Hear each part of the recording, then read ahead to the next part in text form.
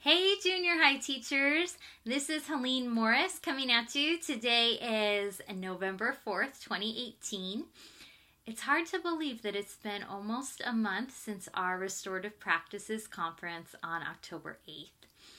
I know when we have these types of powerful days of professional development, sometimes we need something to follow up with and someone to circle back with us.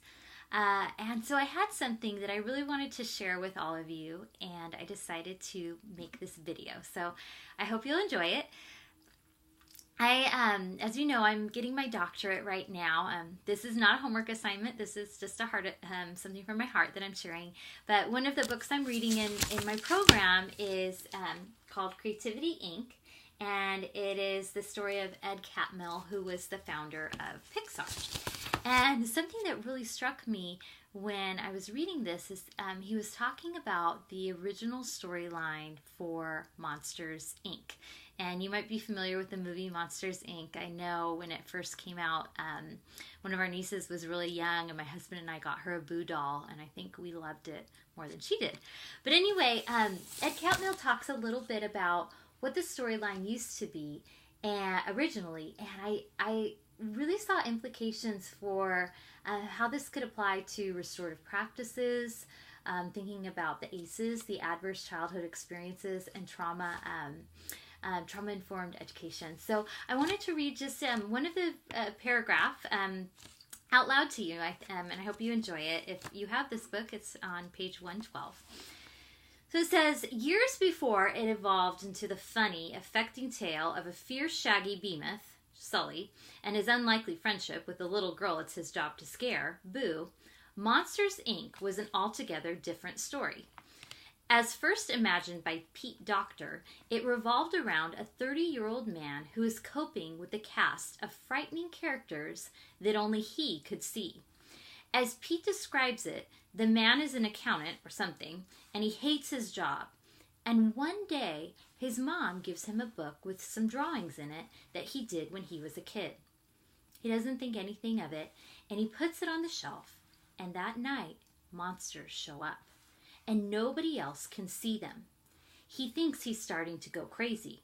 They follow him to his job and on his dates, and it turns out these monsters are all the fears that he never dealt with as a kid.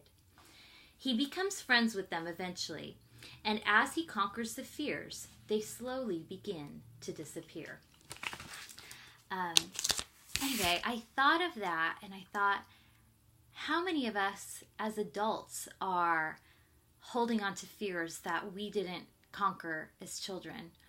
Or how many of our students now are holding on to fears that they need our help conquering now? This is something that really spoke to me, and so I guess I would challenge you to question, how are you helping your students conquer their fears that they might be carrying around, and how are you conquering maybe some of your own fears? And sometimes those fears, those monsters, only we can see them, but they manifest in our behaviors, and we know that for a student, for a child, behavior is often the way that they communicate. So anyway, this was something that I wanted to share with you, and I feel it's really important to share ideas and to follow up with this work that we're doing because it's valuable. So I want to make a commitment to you. Every week I'm going to create a short video, anywhere from 1 minute to 5 minutes, sharing something that I hope will encourage you and push you a little bit in your professional practice, or just give you something to think about. I certainly appreciate you and all that you're doing. And I'm going to call these little videos Duane's Story. So this is, I guess, episode 1 of Duane's Story coming at you. And thanks for watching. Have a great week ahead, and wishing you all the best in the work that you do, because it matters. Thanks, and bye guys.